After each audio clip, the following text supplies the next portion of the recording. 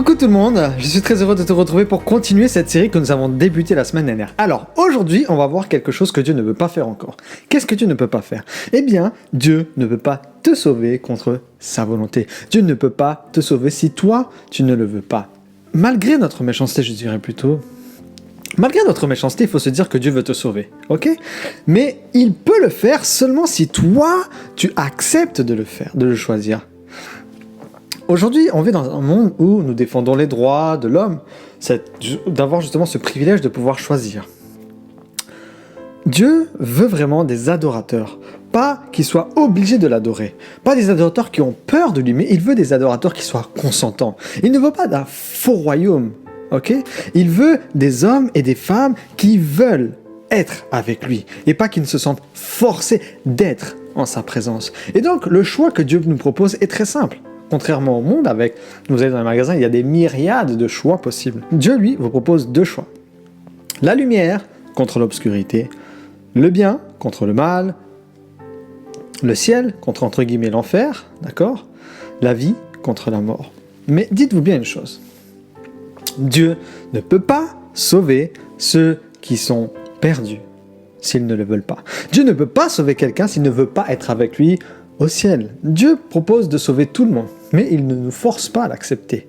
Ok? C'est très important. Dieu ne te force pas à l'accepter. Dieu va te donner tout ce qu'il faudra pour que tu puisses accepter. Dis-toi bien une chose, c'est que personne n'arrivera au ciel par accident. Ok? Personne n'arrivera au ciel par accident. Si, lorsque Jésus reviendra, on sera avec lui, c'est pas par accident, c'est parce qu'il y a eu un choix. C'est parce que j'ai décidé de partir avec lui. J'ai décidé de me préparer à être avec lui. Nous sommes libres de choisir qui nous voulons servir. C'est ce que la Bible nous dit. Choisissez Mammon ou Dieu. On ne peut servir de maître. Soit c'est Dieu, soit c'est Satan. Si nous voulons aller au ciel, c'est parce que nous avons ce désir, comme le dit Matthieu 6,33, et que nous le poursuivons par-dessus tout. Donc, Dieu ne peut pas aussi sauver une personne qui ne veut pas se détourner de ses péchés. Rappelez-vous, on a dit dans les vidéos précédentes que le péché tient une distance entre l'homme et Dieu. Donc, le péché est ce grand séparateur. Parce que ce jugement va arriver, Dieu nous a demandé de nous repentir. Sans cette repentance, il est impossible que nous puissions être sauvés.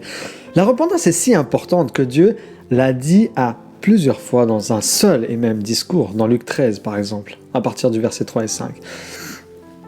Remarquez bien que 5 des 7 églises dans l'Apocalypse ont reçu cet ordre de se repentir.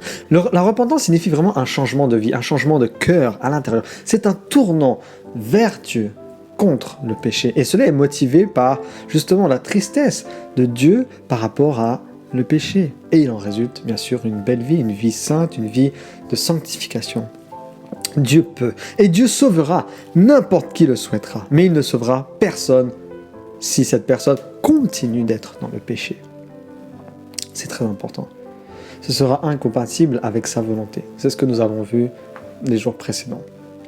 Donc, Dieu ne peut pas te sauver si tu t'accroches encore à ton péché, à ces petits péchés mignons-là. Il faut les enlever dans notre vie. Autre chose, Dieu ne peut pas sauver ceux qui refusent de répondre à son appel. Beaucoup d'Israélites ont refusé de répondre à l'appel de Dieu, qui leur avait été envoyé par les prophètes. Et aujourd'hui, beaucoup continuent de suivre les mêmes traces. Jésus a lancé un appel de cette manière. Maintenant, nous sommes libres de répondre favorablement ou pas à cet appel que Dieu a donné. Si tu réponds favorablement à cet appel, eh bien, tu deviendras enfant de Dieu. Mais si tu ne réponds pas favorablement à cet appel, eh bien, tu resteras enfant du péché. Dieu promet de sauver ceux qui obéissent, ceux qui s'attendent à lui. Si vous continuez de désobéir, Dieu ne peut pas vous sauver. Prenons un exemple simple. Si un employeur vous a appelé pour venir travailler, mais que vous ne venez pas travailler, est-ce que tu peux t'attendre à être payé à la fin du mois? Ben non, parce que tu n'es pas venu travailler. Ben c'est pareil avec le royaume de Dieu. Il serait contraire à la nature de Dieu de sauver une personne alors qu'il n'a pas répondu à cela, à cet appel. Dieu ne peut pas sauver aussi ceux qui refusent de pardonner aux autres. Je répète, Dieu ne peut pas te sauver si tu es incapable de pardonner aux autres. As-tu bien compris ce que je viens de dire? C'est très important parce que beaucoup d'entre nous, parfois, n'y prenons pas compte. Ils ont de la rancune dans leur cœur, ils refusent de demander pardon aux autres ou de pardonner aux autres qui leur ont fait du tort. Mais Dieu déclare clairement qu'il ne peut pas sauver ceux qui refusent le pardon aux autres. Nous avons vu que Dieu est amour. Et Dieu s'attend aussi à ce que nous utilisions cet amour envers les uns et les autres. Et il désire que nous montrons cet amour. Et il ne peut pas nous forcer à le faire. Et cet amour implique, eh bien, le pardon aux autres. Rappelle-toi, la Bible nous dit « Nous aimons parce qu'il nous a aimés en premier ». 1 Jean 4, le verset 19. Le salut, donc, c'est vraiment une fonction de l'amour de Dieu en notre nom. Mais pour que l'amour fonctionne, il doit y avoir cette réponse.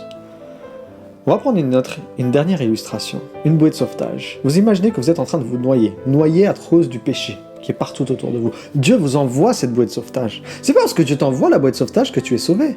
Tu dois t'accrocher, à cette bouée de sauvetage alors que Dieu est en train de te tirer dans le bateau.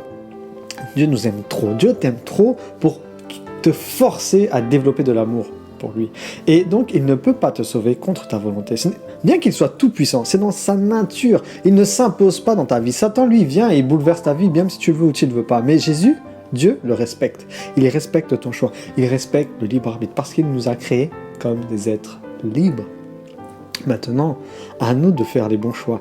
La parole du jour se trouve dans Luc, le chapitre 13, verset 34, où il nous est dit ceci. « Ô Jérusalem, Jérusalem, vous qui tuez les prophètes et lapidez ceux qui vous ont été envoyés, combien de fois j'ai aspiré à rassembler vos enfants comme une poule rassemble ses poussins sous ses ailes, mais vous n'avez pas voulu. » La question, je te la pose à toi qui me regarde. Le veux-tu vraiment? Veux-tu vraiment être sauvé?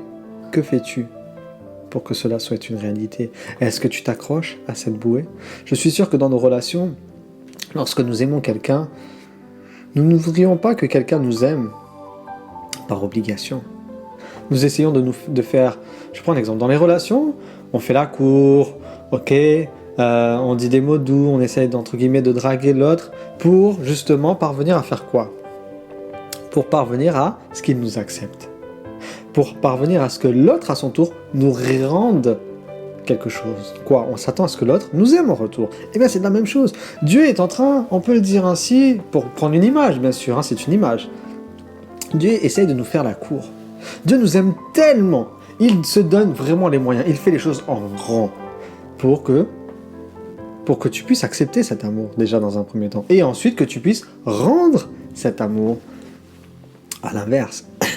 Donc, pour résumer ce que j'ai dit ce soir, Dieu ne peut pas te sauver si tu ne réponds pas à son appel. Dieu ne peut pas te sauver si tu ne veux pas aller au ciel avec lui. Dieu ne peut pas te sauver si tu ne pardonnes pas aux autres. Dieu ne peut pas te sauver si tu continues de vivre dans le péché. Et Dieu ne peut pas te sauver si tu ne réponds pas à son appel. Mon souhait et ma prière pour toi, c'est que nous puissions répondre à cet appel qu'il nous lance. Veux-tu être sauvé? Et que nous puissions agir en conséquence, afin que ce salut que Dieu met à notre porte, eh bien qu'il puisse être nôtre dès aujourd'hui et pour toujours. Que le Seigneur te bénisse et qu'il te garde, et je t'invite à nous rejoindre dès demain pour une nouvelle vidéo afin de découvrir ensemble, redécouvrir notre chose, si je puis dire ainsi, que Dieu ne peut pas faire. Je te dis donc à demain. Bye bye.